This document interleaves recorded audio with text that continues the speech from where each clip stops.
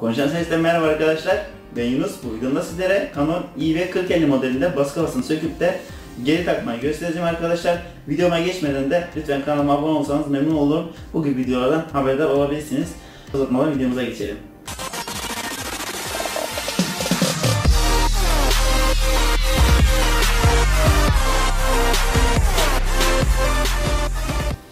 Arkadaşlar yazılımın baskı havasını çıkartmanız için öncelikle böyle bir tornavida, yıldız tornavida gerekiyor ve bir tane de ince uçlu tornavida gerekli.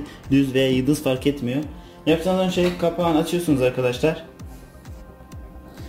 Yazıcı fişini çıkardıktan sonra arkadaşlar biliyorsunuz kafa sağda kilitli kalıyor. Şunun bunda kartuşlar yok ama sizinkinde kartuşlar olacaktır mutlaka.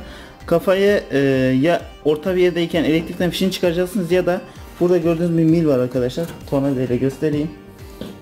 Şu gördüğünüz mil arkadaşlar doğal olarak kafayı bir yan gemesini tutuyor. Onu nasıl geri çekersiniz onu göstereyim. Şurada yaylar var, dişler var arkadaşlar.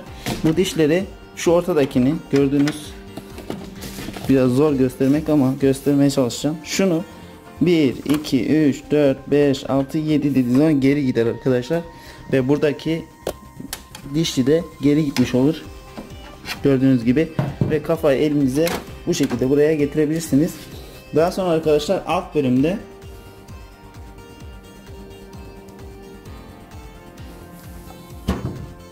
yazının arkadaşlar bu bölümünde iki tane geçme yerleri var. Biri burası. Bastırıyorsunuz, kendinize doğru çekiyorsunuz böyle bastıktan sonra.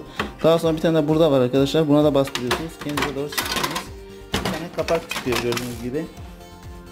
Bu kapak kafayı kolay çıkarabilsiniz diye çıkarttırıyorum size.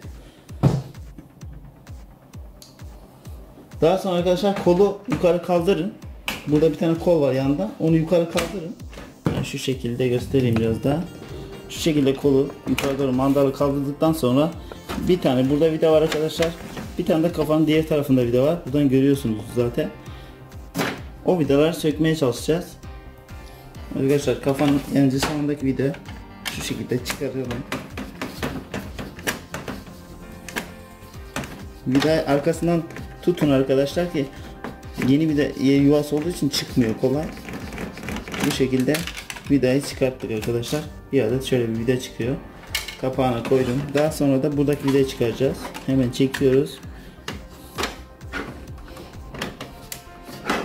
Elinizi arkadaki röntgen cetvellere falan değdirmeyin. Leke yapar.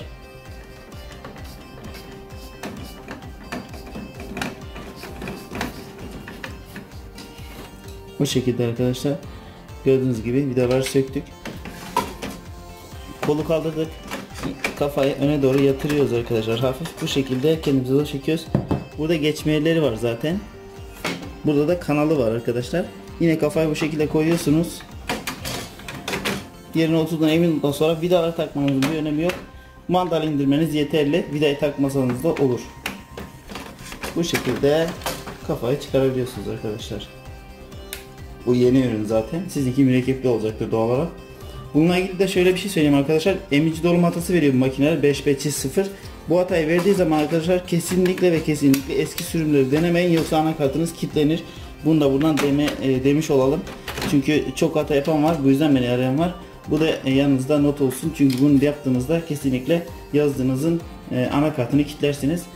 5.0 verdiği zaman bir Rubika'dan sipariş verebilirsiniz. Yanında çıkacaktır logosu üstte. i harfine bastığınızda oradan sitemize ulaşabilirsiniz.